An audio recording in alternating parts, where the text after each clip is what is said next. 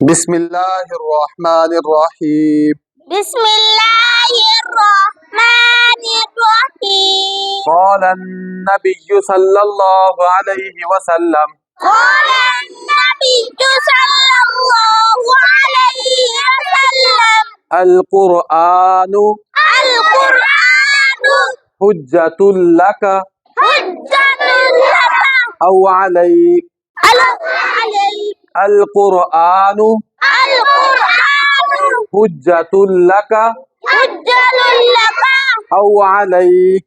علیک حضرت محمد حضرت محمد صلی اللہ علیہ وسلم نے صلی اللہ علیہ وسلم نے ارشاد فرمایا، ارشاد فرمایا، قرآن قرآن تمہارے لیے تمہارے لیے یا تمہارے خلاف یا تمہارے خلاف حجت ہے۔ حجت ہے۔ بیٹا اس حدیث کا جو مطلب ہے، آپ صلی اللہ علیہ وسلم نے ارشاد فرمایا کہ قرآن پاک یا تمہارے حق میں ہوگا یا تمہارے خلاف ہوگا، یعنی کہ قیامت کے روز قرآن پاک کی سفارش کو قبول کیا جائے گا۔ قرآن پاک سفارش کرے گا جس کی، اللہ تبارک و تعالیٰ اس کو معاف کر دیں گے، اور اگر قرآن پاک اس کے خلاف اگر مدعی بن جائے گا تو وہ آدمی ضرور دوزخ میں جائے گا۔ اور قرآن پاک کی شفاعت بھی قبول کی جائے گی، اور قرآن پاک اگر کسی کے خلاف گواہی دے گا تو قرآن پاک کی گواہی بھی قبول کی جائے گی۔ جیسے انسانوں کے ایک دوسرے پر حقوق ہیں، ایسے ہی قرآن پاک کا بھی ہم پر حق ہے کہ اس کو پڑھا جائے، اس کے حکم پر عمل کیا جائے، اور قرآن پاک میں جتنے بھی احکام ہیں ان پر عمل کیا جائے۔ ہم لوگ کیا کرتے ہیں، پورا سال گزر جاتا ہے، زندگی گزر جاتی ہے، ہم قرآن پاک پڑھنا نہیں سیکھتے۔ بہت سارے لوگ میں نے دیکھے 50 سال عمر، 60 سال عمر ہو گئی ہے ان کی، لیکن قرآن پاک پڑھنا نہیں آیا، اور سیکھنے کی کوشش بھی نہیں کرتے۔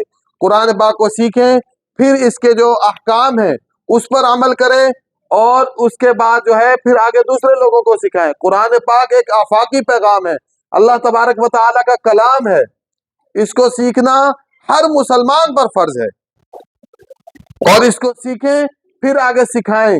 قرآن پاک میں جو احکام ہیں اس پر عمل کریں، اور دوسرے لوگوں کو بھی بتائیں کہ قرآن پاک میں کیا حکم ہے۔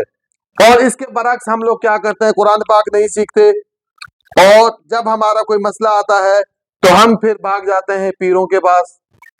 بتایا تھا نا میں نے آپ کو، جب ہم پیر صاحب کے پاس پہنچ جاتے ہیں اور پیر صاحب جی وظیفہ بتا دیتے ہیں کہ آپ نے یہ وظیفہ پڑھنا ہے، اور اس وظیفے کو ایسا رٹا لگا رہے ہیں، ایسا رٹا لگا رہے ہیں، بس پڑھے جا رہے ہیں پڑھے جا رہے ہیں۔ اور جی 40 دن کا وظیفہ تھا، حضرت میں نے 40 دن کا پورا کر لیا وظیفہ۔ 40 دن میں قرآن پاک کتنے صفحے پڑھے؟ نہیں حضرت، قرآن پاک تو ہمیں پڑھنا نہیں آتا۔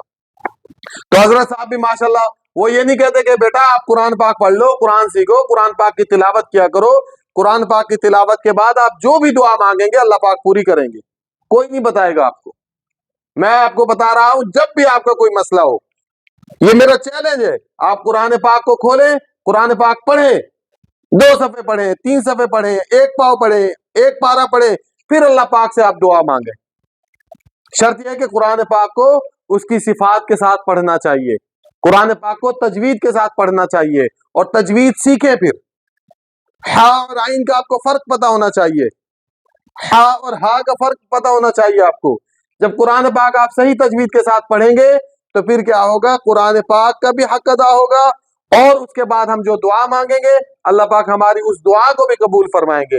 پھر یہ جتنے بھی جعلی پیر ہیں، جعلی عامل ہیں، اللہ پاک ان سب سے ہماری جان چھڑوا دے گا۔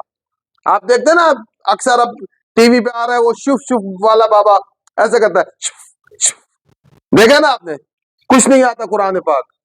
جتنے بڑے بڑے آپ پیر آپ دیکھیں گے، ان کو آپ بولیں گے آپ قرآن پاک سنائیں، نہیں آتا ان کو پڑھنا۔ تو قرآن پاک پڑھنا بہت ضروری ہے۔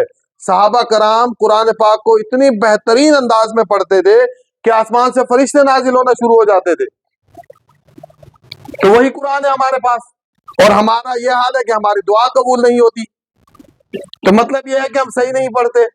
تو قرآن پاک کو صحیح سیکھنا ہے، اور صحیح طریقے سے تجوید کے ساتھ پڑھنا ہے، اور پوری زندگی اپنی بنا لینی ہے قرآن پاک پر عمل کرنے کے لیے کہ یا اللہ ہم آپ کی کتاب پر عمل کریں گے، آپ کے حکم پر چلیں گے۔ نہیں تو کیا ہوگا، دیکھو آپ صلی اللہ علیہ وسلم نے کیسے الفاظ فرمائے، القرآن حجت لک او علیک، قرآن یا تو تمہارے ساتھ ہوگا یا پھر تمہارے خلاف ہوگا۔ تو اللہ پاک ہم سب کو عمل کی توفیق عطا فرمائے۔ آمین۔